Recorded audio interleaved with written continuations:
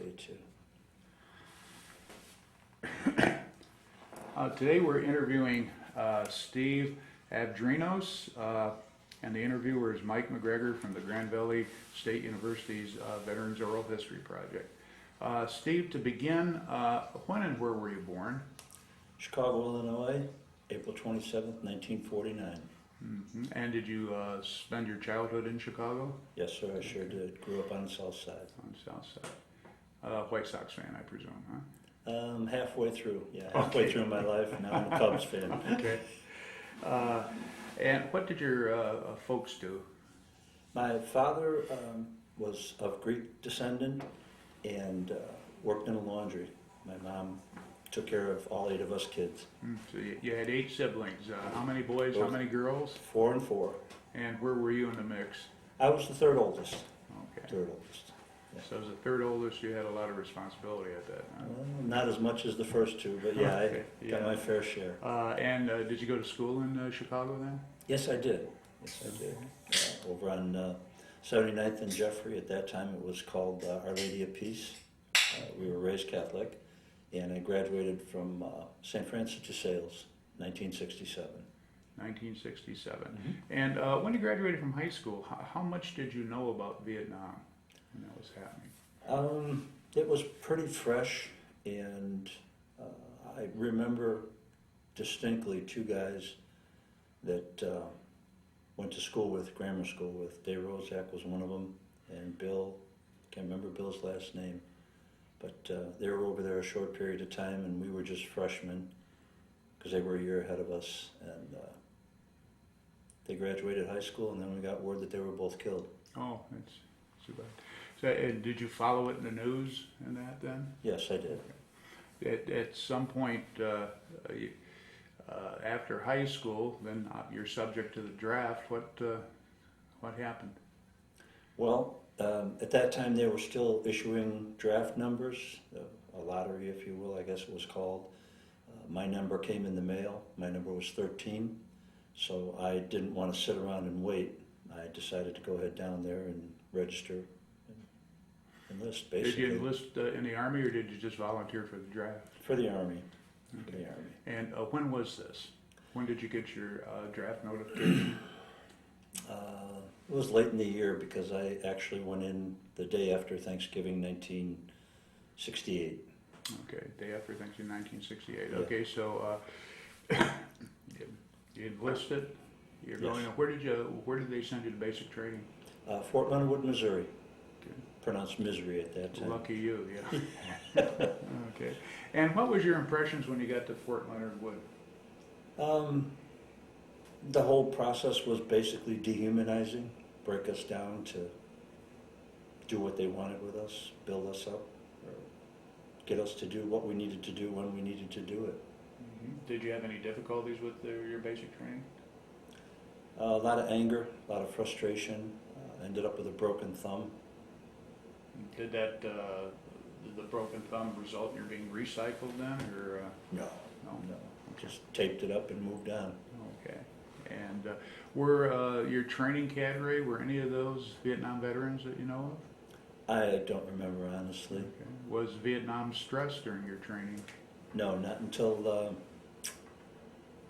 my AIT. It wasn't so much in basic training, but AIT it was, up at Fort Lewis, Washington. Okay. So you did your basic was how long? 8 weeks. 8 weeks. Mm-hmm. And in your, if you can remember, in your basic training company, what was the mix of people? Where were they from? And Anybody and everybody. Got to be good friends with a guy from New Jersey. He was a Golden Glove boxer. Guys from Wisconsin, Michigan, generally the Midwest area and the East Coast, a few from the East Coast. Okay. So after your 8 weeks, did you get orders right away for an AIT, or did you get leave home? No, I went right to AIT. Since you went in just before, you went in November, right? Right. Did they shut the base down at Christmas time and send everybody home on leave? Can you remember? Don't remember for sure. Don't Okay. remember for sure. I don't think we got any passes right away though. Okay. So after your 8 weeks, this would get you into January sometime? Yes. Yeah, okay. In January, then you got orders for AIT at Right. Fort Lewis. Fort Lewis, Washington. In MOS 11 Bravo? Actually, I was 11 Charlie Mortars. Okay. So you got to Fort Lewis, and Mhm. how would you describe that, your training in AIT? Was it less intense, more intense than basic? Oh, a lot less intense, a lot less intense. Okay. The cadre were friendlier, if you will.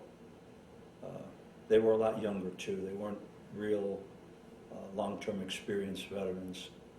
Were a lot of them Vietnam veterans? No, they weren't. The two guys we had definitely were not. And they were the ones that encouraged us. There were 3 of us, or 4 of us actually, that went through basic training, AIT, and then subsequently NCO school. They talked us, encouraged us to go to NCO school. Okay, so your AIT in 11 Charlie, what did that all consist of? A continuation of rifle training, a few other things, but learning how to set up a mortar, how to sight it, level it, do all the things that you needed to do to fire it effectively. Okay. Did they just train you on 81s, or did you also do 4 deuces? No, 81s. Just 81s? We didn't get into the bigger mortars until we went into NCO school. We had additional training there, and then I ended up, after NCO school, being selected to be a trainer there for a short period of time. Okay. So during this training, did you spend a lot of time in the field in small unit kind of exercises, or? Daytime exercises, and then some of the, that's when they introduced some of the training for Vietnam. They talked about Vietnam, some of the techniques and basic information.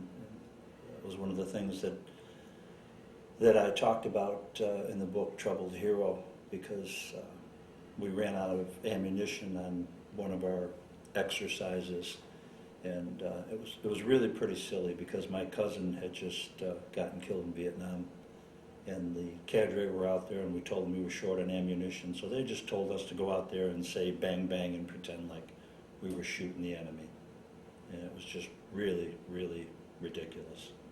And that angered you. It did. I can It understand. did quite a bit. Now, how did your AIT training vary from the 11 Bravo guys? Because your AIT was 8 weeks as well, right? Pretty close to the same. Same? Yeah, very, very similar classes. And what were the classes in? Obviously, we had our physical training, weaponry.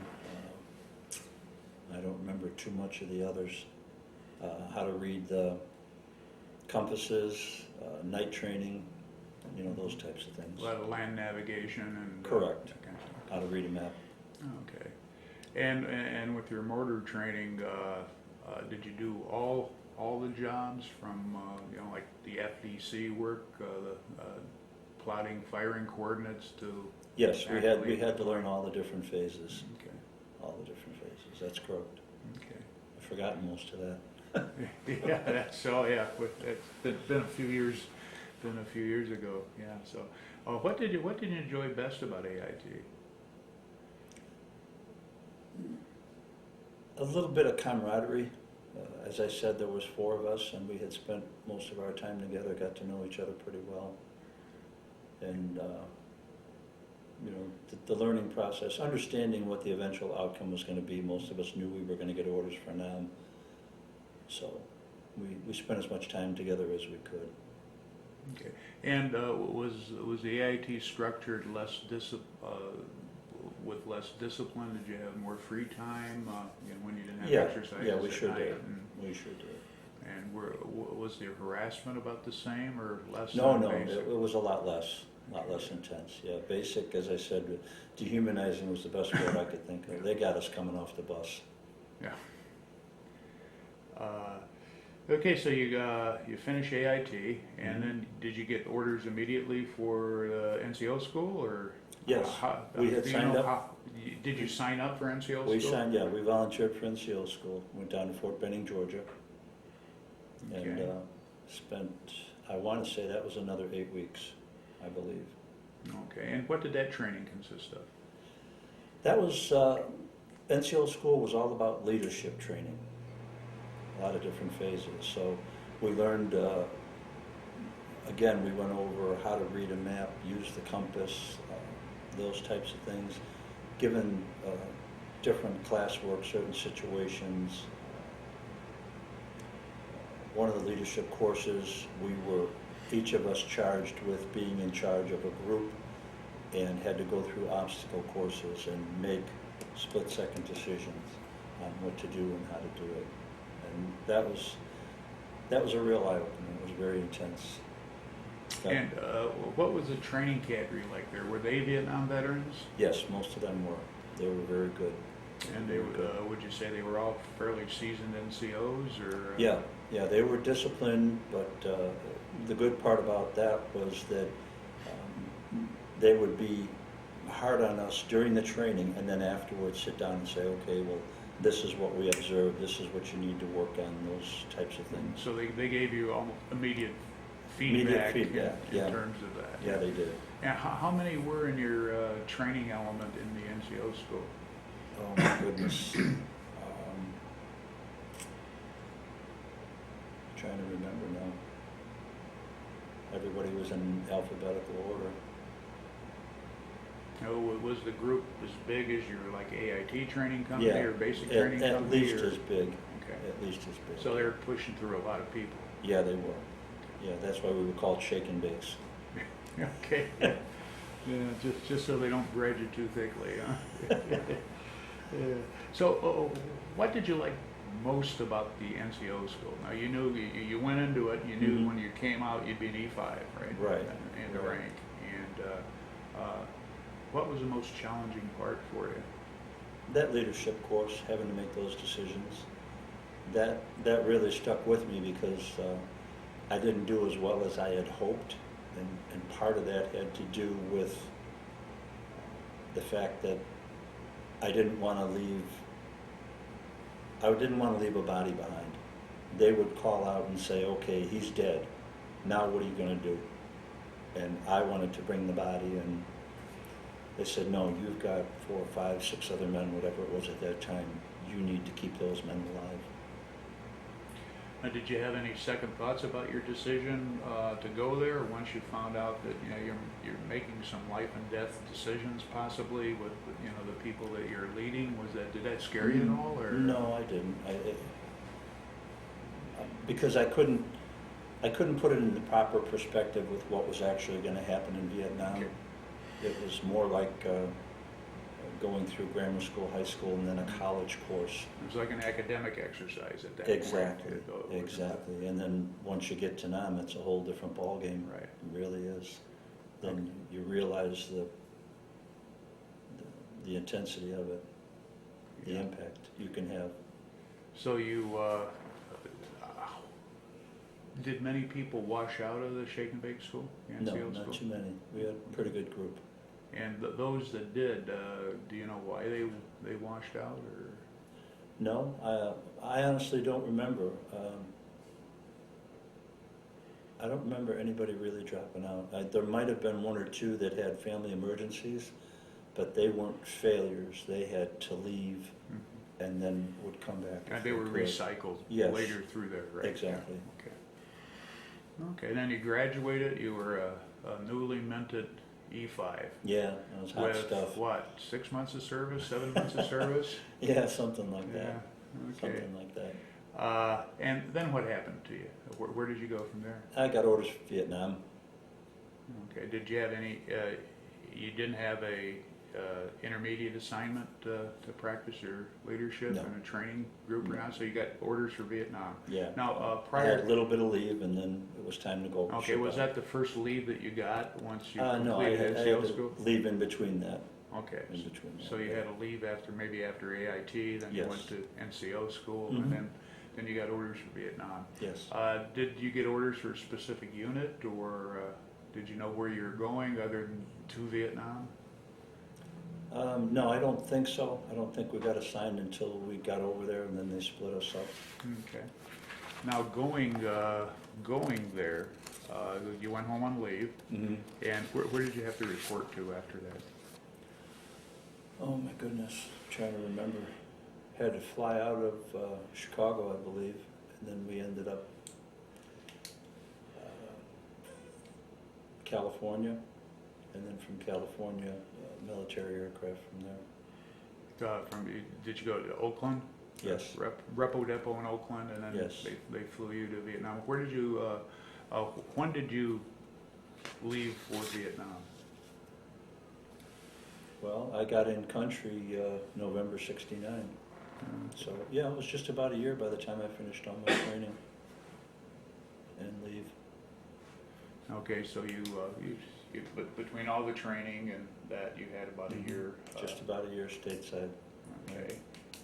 Yeah, because you joined up in November '68. of '68. Right.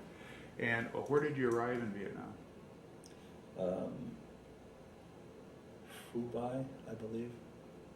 I don't know if we got into Hue, or I remember talking what Hue and Phu Bai, and then went up to Camp Evans. Okay, so at that time, did you know you were going to the 101st, or? No. No, so. No, didn't know till I got there. So you got someplace and you got off the plane. What was your first impression of Vietnam? Hot. Yeah, and the humidity was just unbearable. Okay, and when you got there, you joined a replacement depot or something, and then they picked guys to go different places. Mhm. So you got to the 101st. Yeah. And what was your reaction of getting assigned to the 101st? I didn't realize the history, the tradition of the 101st. It was just the end of the destination after all this waiting and training, basically. It wasn't hooray or oh crap, you know, neither one of those. It was just, I was kind of numb, I guess, like a lot of guys. Did you say, how can I end up here because I'm not airborne? No, not really. Okay. Not really. I know a lot of folks, you know, they can't put me in the 101st because I didn't go to jump school. You know? And, well, hey, they're not airborne anymore. No, the only thing I questioned was how they were going to send me out in the bush because I was an 11 Charlie, and the first sergeant just laughed. He said, "Everybody's 11 Bravo here."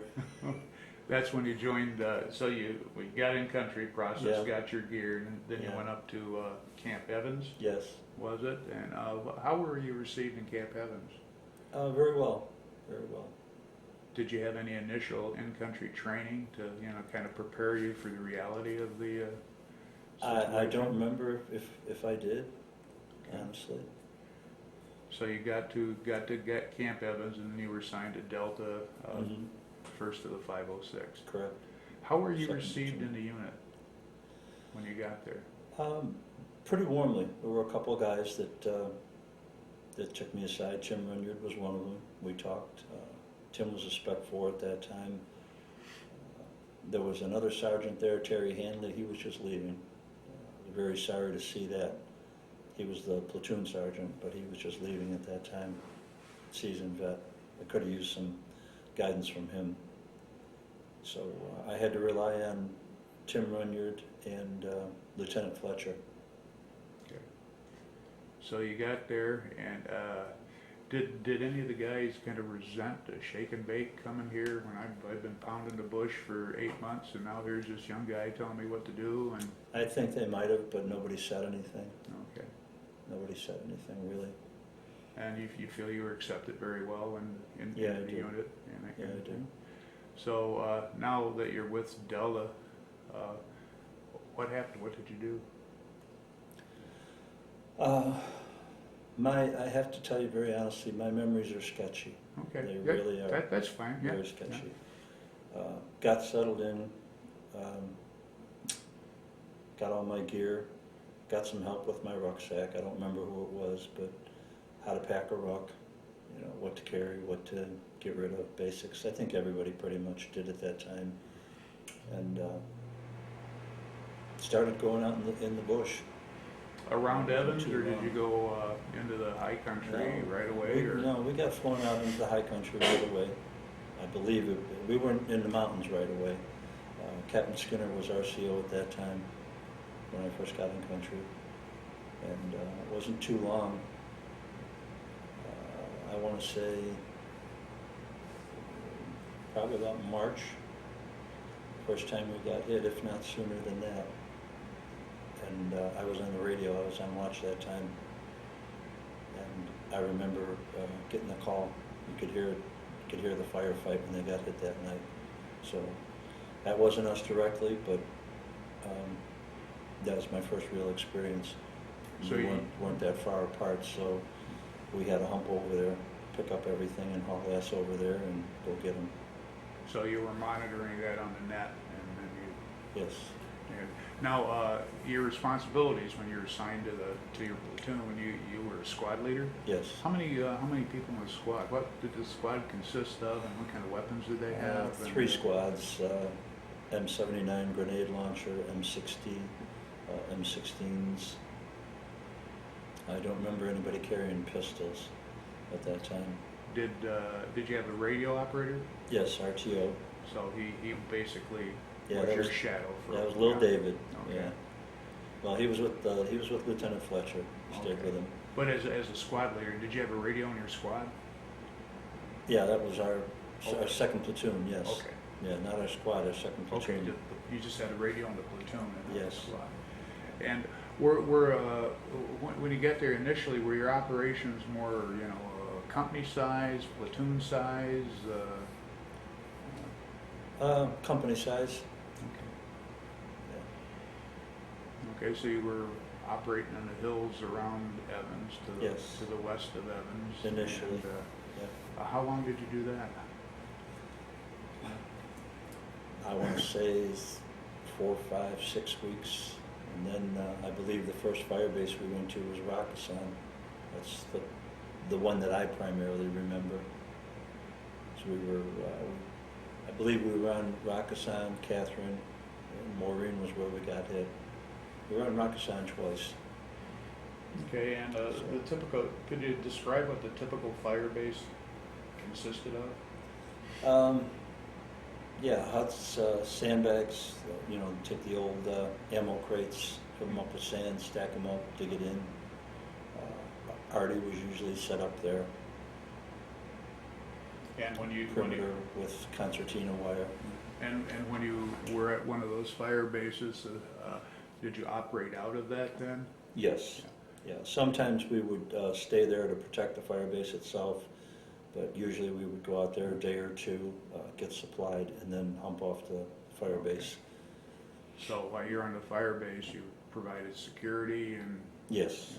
Patrolled and got resupplied. That was kind of a vacation then for you when you got there. Well, from yeah. the field. Yeah. Yeah, you could call it that. Yeah. I mean, I don't mean to make fun No, of that. But no, it's okay. Yeah. It was a little bit better than being in the bush. A good you're right. relief. You might sleep. At least you get something over your head, maybe, Yeah. and that kind of thing. And Yeah. and you go Exactly. there. And then would your whole battalion be operating within, say, if there's already on there within the range of the guns there, and would that be your AO? And Our company, I'm not sure about the battalion. I'm pretty sure that that's probably the way they had it set up. Okay. But we were very focused. We didn't get too much information higher up. We stayed focused on what we had to do to cover our asses and take care of each other. So you'd cycle in and out of fire bases and Go back to the rear on occasion. and do that thing. Yeah. Mhm. How long would you be in the field before you maybe went to the fire base or had to stand down, someplace? Yeah, a couple, 3 weeks. One time they left us out there for 45 days. That was pretty difficult. Yeah, I bet they smelled you before they saw you too then, right? Yeah, they did. Yeah. So you're operating around those fire bases, and then did you Right. go higher up into the mountains and? Yeah, we did. Yeah, usually come in and sit down someplace where it was level enough for all the birds to come in and drop. Not too many hot LZs that I can remember. Maureen was one. But depending on how you went out, what bird you were on, the first guys out obviously would catch hell. How many times were you in the lead bird going in? Not very often, for whatever reason. Second platoon, usually first platoon would head out, and then second platoon. Do you know if the LZs would they be prepped before the birds came in? Most of the time they were. Okay. Most of the time they were. We heard, a lot of us talked before we went out on Maureen, which was my last run. We had heard some stuff and had a feeling.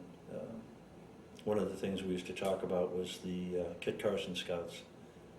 And when they were nowhere to be found, you knew that shit was going to hit the fan.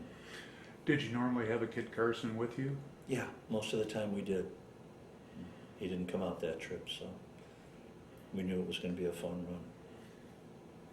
So what was the troops' reaction to the Kit Carson Scout, generally? We had a good one. We called him Kong. I don't know what his name was, but he was pretty good, very friendly. Most of the guys liked him, trusted him.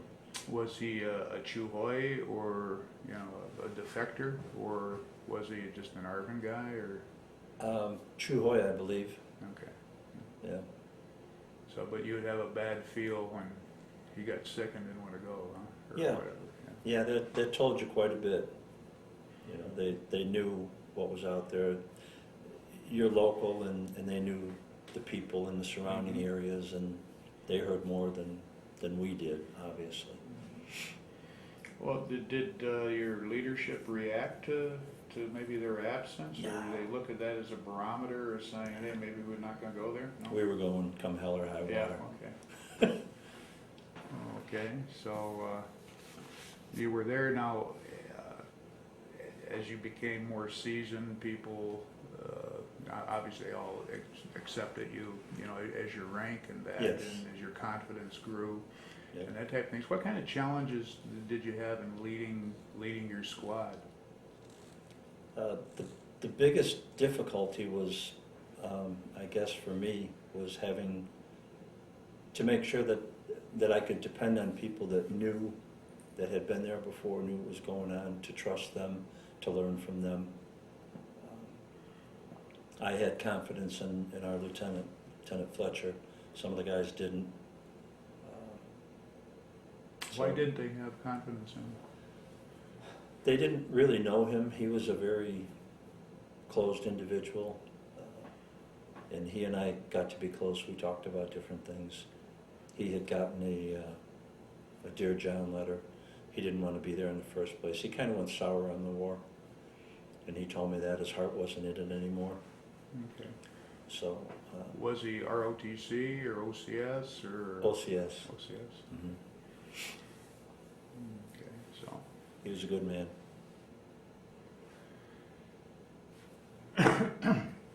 So as you're progressing out, what kind of enemy activity you got there? It's kind of light, and as you're moving forward, were you seeing lots of signs of things? And Well, for a while it was kind of quiet. We stayed in the lowlands a little bit. Part of that was a regrouping and a restaffing, if you will, because we were short people, so we were waiting for new recruits to come in, and just kind of laying low for a little bit, and then go back out into the hills. Had a couple of engagements, a couple of night engagements. Nothing major. how big was your squad normally? What was your head count normally? Well, we were on Maureen, we lost seven wounded, and I think 8 walked off. Okay, so about 16. Yeah. And can you guesstimate how many were in your platoon? Well, that was our platoon. Well, that was your platoon, not your Yeah. squad. Okay. Yeah. Yeah. So you're seriously under strength. Very much so. Very much so. That was part of the problem. And as I said, we knew going out to Maureen that it was going to be bad. Okay. So you got to Maureen, and what happened there? It was a hot LZ, and like I said, I got in late, so everything had settled down. And first platoon had moved off. 2nd platoon, that was us, went out in the 3rd platoon. We lost our medic, Doc Heimdinger. He got hit, and that was how we ended up with Kenny Kays. He got sent out as a replacement on a bird a little bit later. Never even met the kid. He ended up with the Medal of Honor that night. Wow. Yeah, it's kind of weird. And when was this? May 7th, 1970. May 7th. Yeah. Yeah, we had walked off, and as I said, we heard later on there was like a whole battalion out there, or division, or whatever. So we were just vastly outnumbered. Couldn't even get off Maureen, and without engaging the enemy, and moving back up. And we went off and went back up, and then the second night we were up there. That's when we got hit. Everybody else had moved off and stayed off.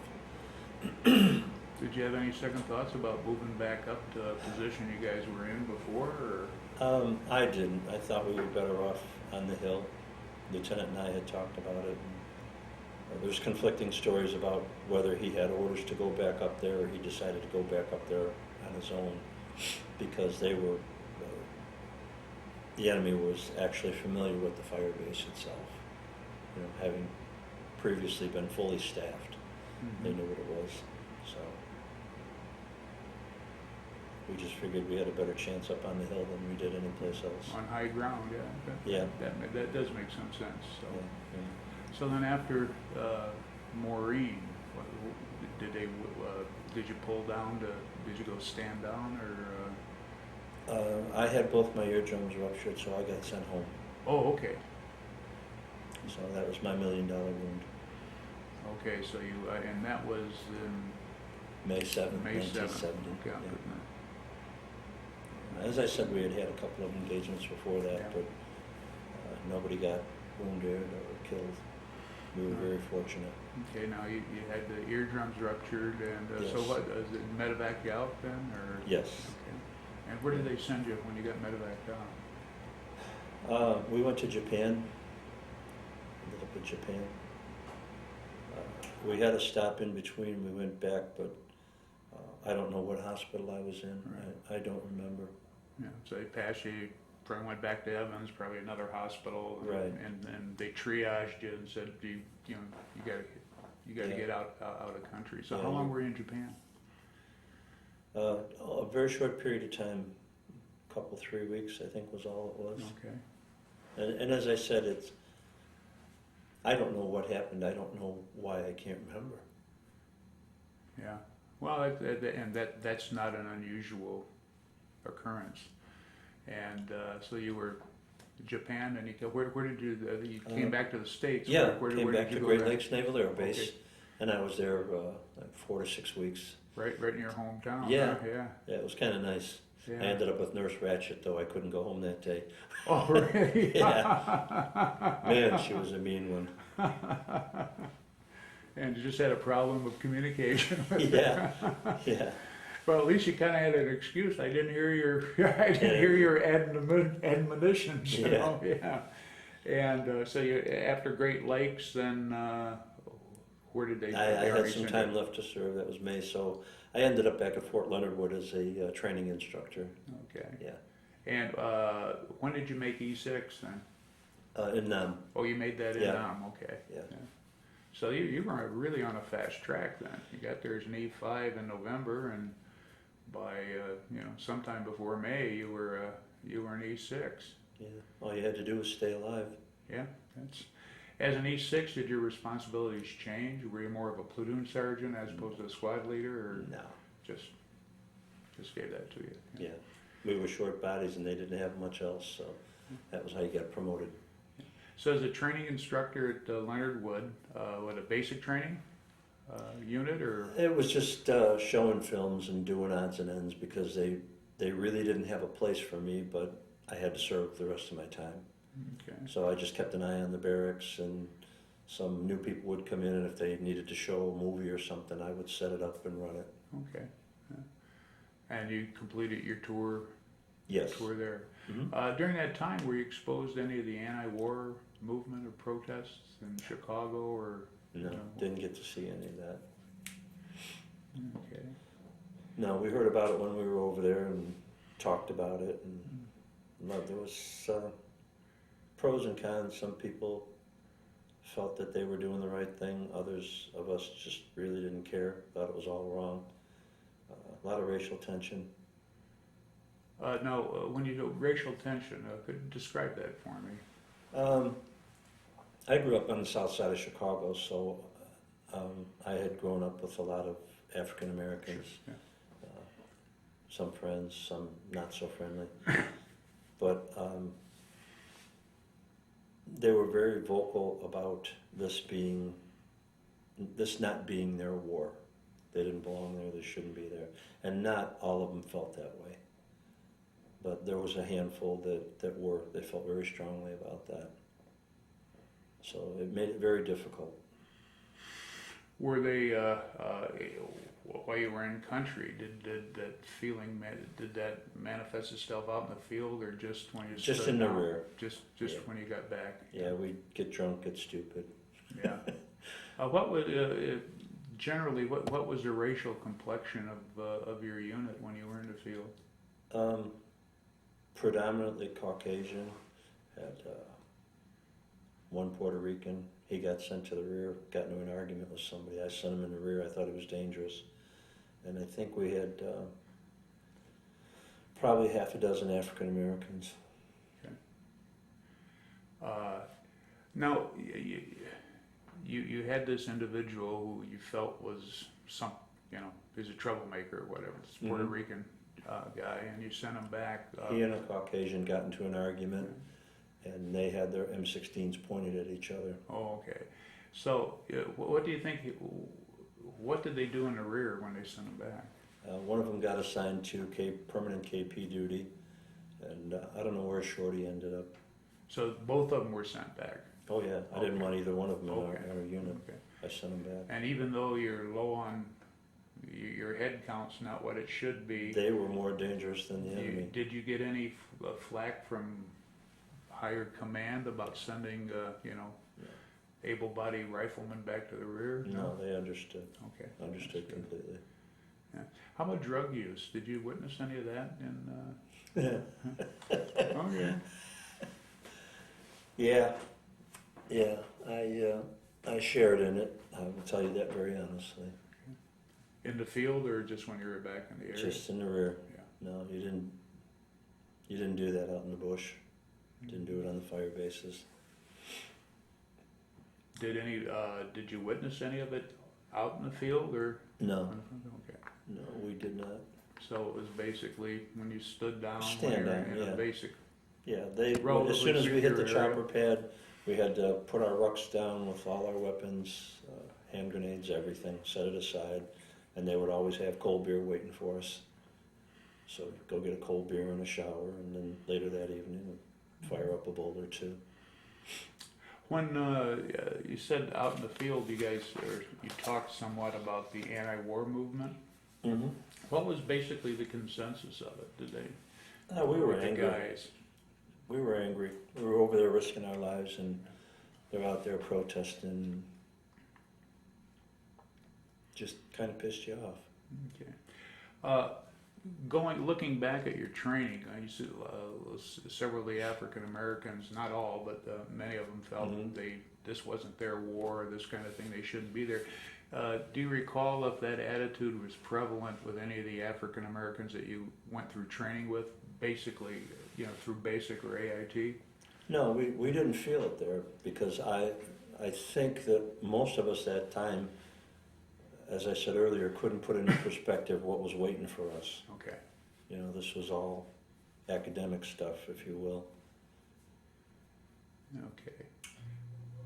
Then you finished your time at Leonard Wood, and did they attempt to get you to re-enlist? Yeah. The first sergeant at Fort Leonard Wood had not served in Vietnam. He had spent most of his time in Japan. He was a lifer, African American gentleman, very nice guy. Asked me if I wanted to re-up. Told me I could get I believe it was a $2,000 bonus at that time, which was a lot of money. Yes, it was. So my first question to him was, if I re-up, sign that dotted line, can they send me back to Nam? And he said, of course they can, so I told him 2,000 wasn't nearly enough. That made your decision, You right? got that right. I wasn't going back. Yeah, well, when you think about your Vietnam experience, now you've reflected on it over the years, Yeah. what do you think of it?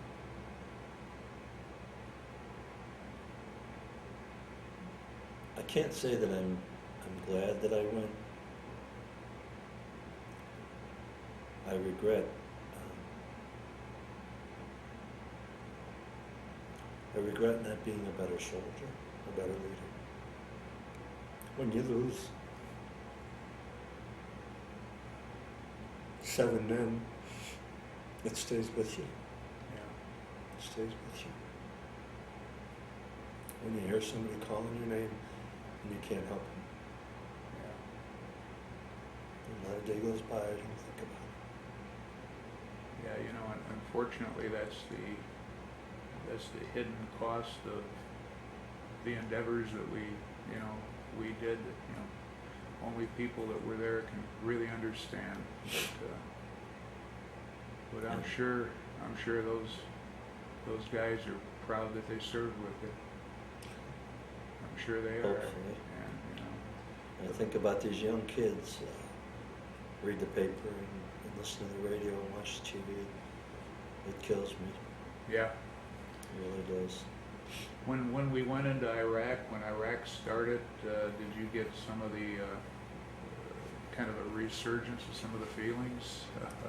Yeah. I know a lot of veterans, a lot of Vietnam guys have done that. Yeah. I bared most of it for 30 plus years, and then when the book was being written about Kenny Case, that's when it all, Yeah. I started to regurgitate it all. Mhm. But I'm glad that it happened, because they tried to find me long before that, but they couldn't spell my last name, so I lost touch with everybody. Yeah, and somebody called me, hey, I want to talk to a Greek in Chicago. Yeah, yeah. That's going to get them there, yeah. Fortunately, it got reunited, and I'm glad we did. That's wonderful. You have a Very wonderful grateful group for of people here. I'd actually like to follow up a little bit more Sure. on some of that angle, because I'd read that book and I've interviewed Ken David, who was kind of in the middle of things, and a couple other people involved in the unit. And the book does it, as far as you're concerned, does the book about Ken Case, does that a good job of laying out what actually happened on Maureen? Does it present it pretty much the way you have it in your head? I couldn't honestly tell you that Kenny Case did what they said he did. Mm-hmm. When it started at my position, and I think that had to do with the fact that I was with the lieutenant and had the radio. Mm-hmm. That's what they were gunning for, because if they knock the radio out, you're done, you're toast. So Kenny Case was to my left and behind me. And as far as the other individuals and recounting what happened, that was pretty well accurate. Because you were up on one end, and Lieutenant Fletcher was there, and Ken David was with Fletcher in his hole. And the three of us were together, yeah.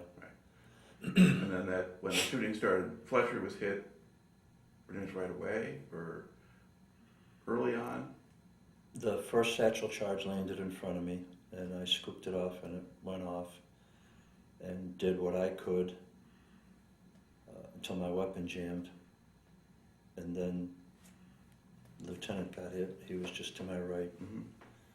And I called for help, and unfortunately the first guy I called told me he was short, he wasn't coming up. I still owe him big time. And then I called Greg, and Greg was right there. Now, did you go back from your hole, your position?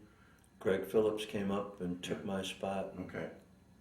Yeah, Lil David came up with Greg, and they held that perimeter. Had they not done that, they would have overrun and killed every single one of us. Right. And I took the radio and moved back closer to the center of the hill, and ended up calling in air support. because you didn't really have enough guys to hold that hilltop, did you? No. No, 'cause that was part of the problem. It just wasn't enough to Right. defend it, and you were just strung out too thin in the middle of too many people, you know, and it just wasn't. I'm not sure there's any way that one can look at that situation and, you know, see really.